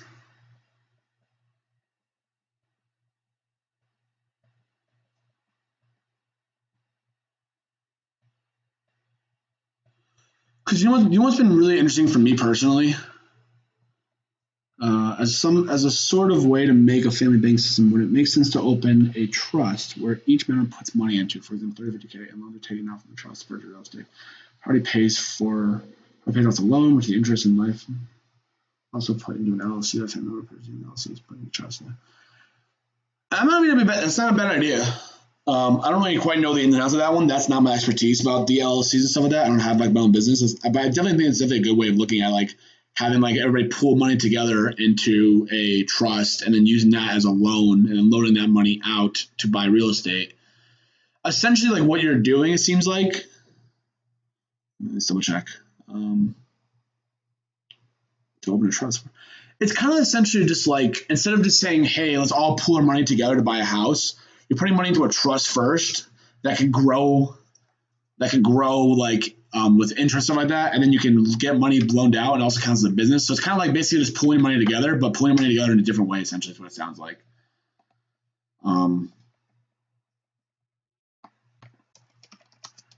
Latest jackpot.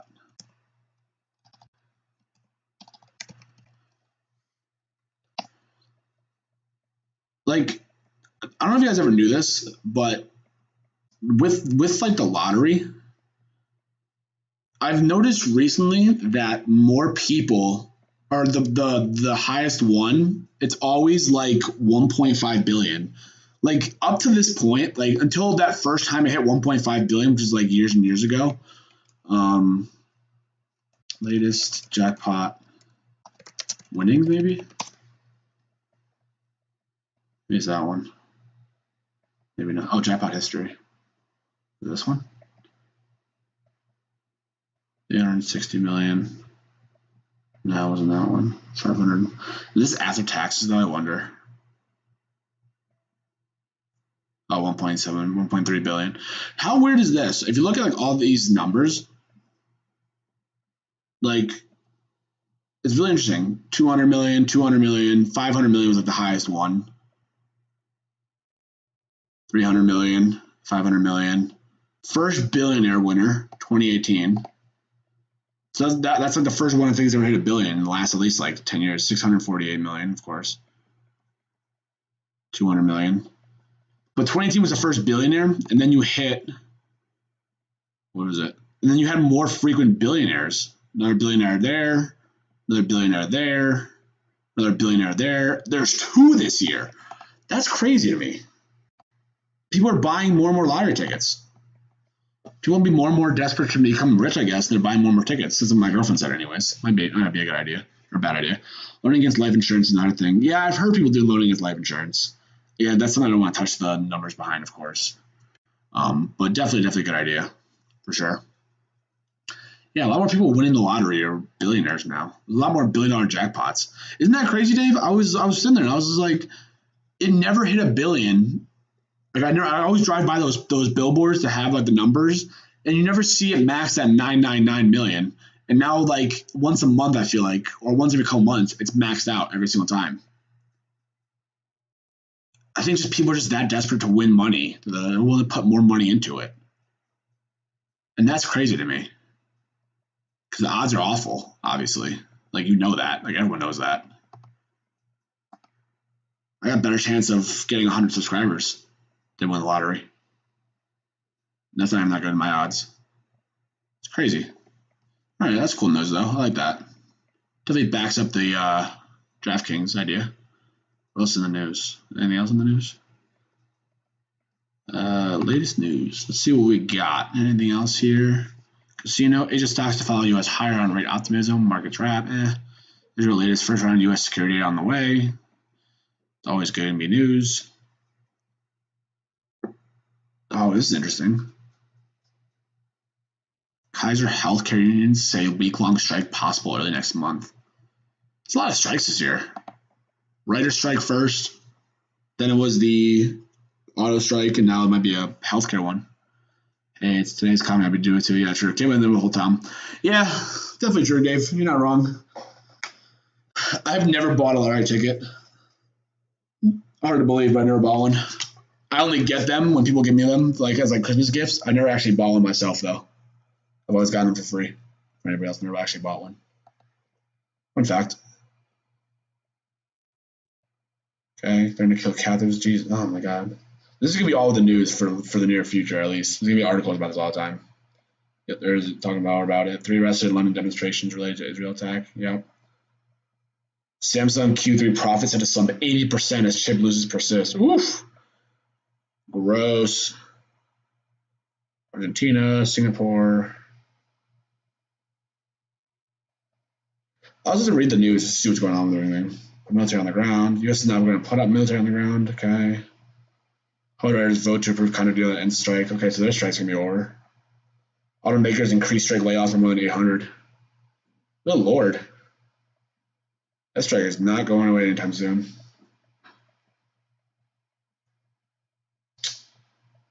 Anything else in the news? U.S. defense stocks jump, as we were talking about earlier. Entertainment. Huh. After 2 years of declines, the PC market is showing signs of life. That's a cool one. I don't know what that's going to be about. I don't want a video, though. I am the video. After 2 years of steady agonizing declines, PC industry appears to have hit rock bottom. Should be good for companies like Apple, HP, and Windows maker Microsoft. PC manufacturers shipped 64.3 million units in Q3, a 9% year-over-year decline. Still, it's better than the 16% decline. Oh, still a decline, just not as bad as a decline as before. Great. It's like just catching a falling knife at that point. I'm just around one day and get one, but definitely not going to do something I'm going to go out of my way for. Yeah, for sure. Yeah, so only 9% year-over-year compared to 16. That's the bottom. Thanks to COVID-related shutdowns, slowdowns, inflation, rising interest rates, PC companies were riding high due to the pandemic. Consumers looked for ways to work. That's interesting, yeah. So I guess it makes sense. Looked for ways to work and play at home during lockdowns, but stay-at-home orders lifted, sales fell off a cliff. All right, that's a little aggressive, but sure. Inflationary pressures and high interest rates, meanwhile, made it difficult for some consumers to find the cash for new computers because they can't get loans, or they don't want to get loans. In January, reported that PC shipments dropped 28.5% year over year, the largest one since the 1990s. That was when like the MacBook One was coming out or some crap like that. Whew. Worst could be over. Huh. I've seen a glimmer of hope. This guy, freestocks.us. What a very interesting. Oh. I love these plugs. With the seasonal demand for education sector boosting shipments in third quarter, seize the opportunity to be the first to spot stocks on the rise. Go to freestocks.us. Gee, I wonder why. It's a cool article, though. See, I always have to read these cool articles and just learn like what's going on with the market and stuff like that. So like HP. What's HP doing? A little bit of a rally. Down 25. Interesting. Very, very interesting, guys. Love it. Love it. W plug. Yeah, right. And what do you think? At Fridge Financials on YouTube has the best channel ever. Smiley face. I should just do that. I should honestly just go into each comment section and then just write that. Send a link to that sheet that's going to have I'll you access the chance. Yeah, thanks, Stanley. Awesome, man. I hope you enjoyed the stream tonight, man. I hope you enjoyed it was awesome. I hope you enjoyed it. Let me know if you liked it or not. Before you get out of here. Hopefully it was good for you. It's my plug for the night right there. Just let me know when you join so I can give you the access to it. Yeah, I got you, Stanley. No problem. No problem at all.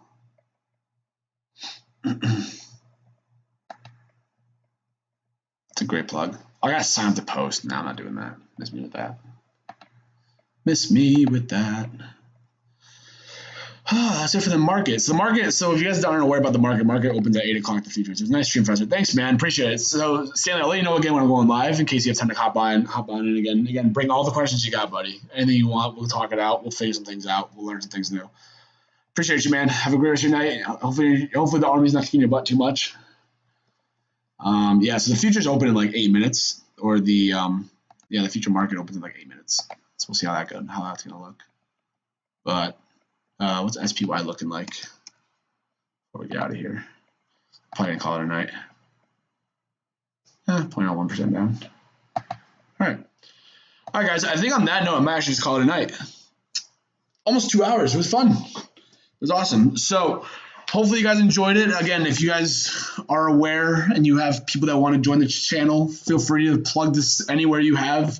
Instagram, social media, Facebook, MySpace, whatever it is you'd like. Feel free to plug it in. Grow the channel here. It was awesome. We gained a couple subscribers, and I'm going to hopefully be back at some point soon. Thanks, Dave. Appreciate your support as usual. You're the guy. And again, when I'm going live again, bring your questions, guys, and I'll be able to help you out with anything you got.